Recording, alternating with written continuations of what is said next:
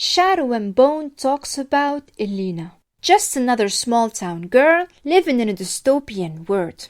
Orphaned as a child, she grew particularly fond of a boy called Mal, with whom she's hella tight. One day, Mal gets called on a mission to cross the Fold, with the Fold being a dark giant horror space with dangerous demonic monsters called the Baghra.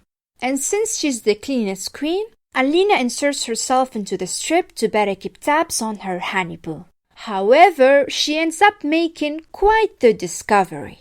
She is a deluxe Grisha that lights up like a glow stick.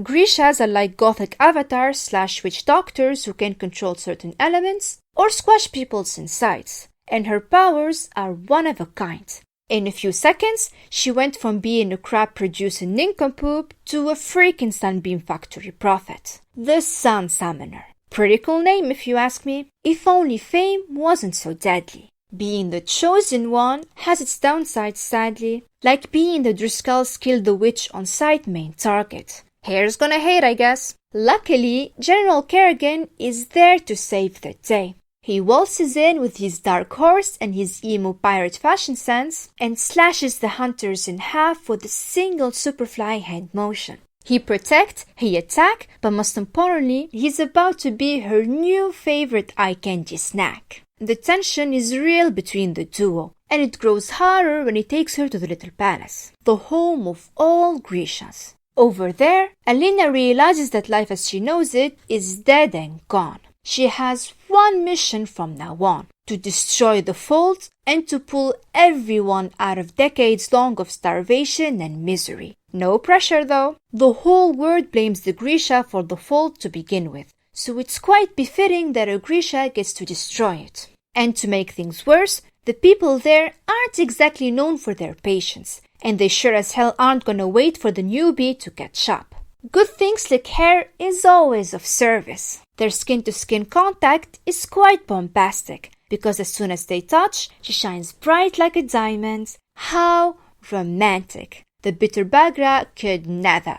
But wait, how come she never knew she was a Grisha, you might ask? Well, grab your tissues, folks, because this one's a tearjerker. Young A was more attached to Mal than a dog's nose to a stinky butt's aroma. She successfully evaded detection for years by literally slashing her hand open to fool the testers. She couldn't risk being separated from her homeboy after all. And her antics worked. But at what cost? The world's waiting for a noob to snap out of denial mode and to work some savior voodoo witchcraft. Meanwhile, her mind is more focused on Mal and the potential hard feelings he might harbor for her. Especially that she's been getting no response for the letters she wrote for him. But then Kirigan comes in the picture and all's well that ends well. Resisting the feels can only take you so far. Why settle for Baskat when you've got Alex with the good hair? In between training sessions, the two smoosh it out and bye-bye blues. Mal who? Kirigan's her new baby boo Heartbeat Avenue.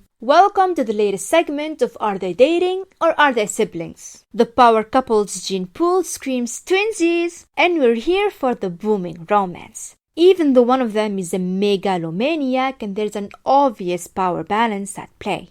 Who cares? Any person who can make her forget Mal for a second must be worthwhile, right? Except nothing is ever as it seems. Turns out, you should judge a book by its cover, because Goth Kirigan is as deliciously evil as he looks. He's a greedy immortal with a god complex who wants more than the affection of a teenage tyro. It's power that he wants. And he's the black hectic who once created the Fold. And he plans to expand it. And is using Alina for personal gain. Well, that's a mouthful. This is why we can't have nice things. This made half-shoe Alina go, ugh, white people are crazy, before she ran for her life to be reunited with Mal. These two always seem to find each other. Adorbs. Here's the thing though, you can escape murder soldiers, but you can't escape the glossy hairdo. Before you know it, the Darkling's caught up with them, he's killed the stag that amplifies one's powers, and he's turned her into his personalized slave puppet princess. Bow to our multitasking Shadow Lords, because it's just getting started. He takes her powers away from her and sails towards the Fold in hopes to fulfill his evil master plan. And he almost succeeds, before Mal catches up to him, beats him up, and makes sure he's dead before he flees off with A. Not to burst your bubble buds, the Shadow Anarchy King is very much alive, and is stronger than ever. Wanna hear the real bad news? Mal is pretty deep in the friend zone still. The end.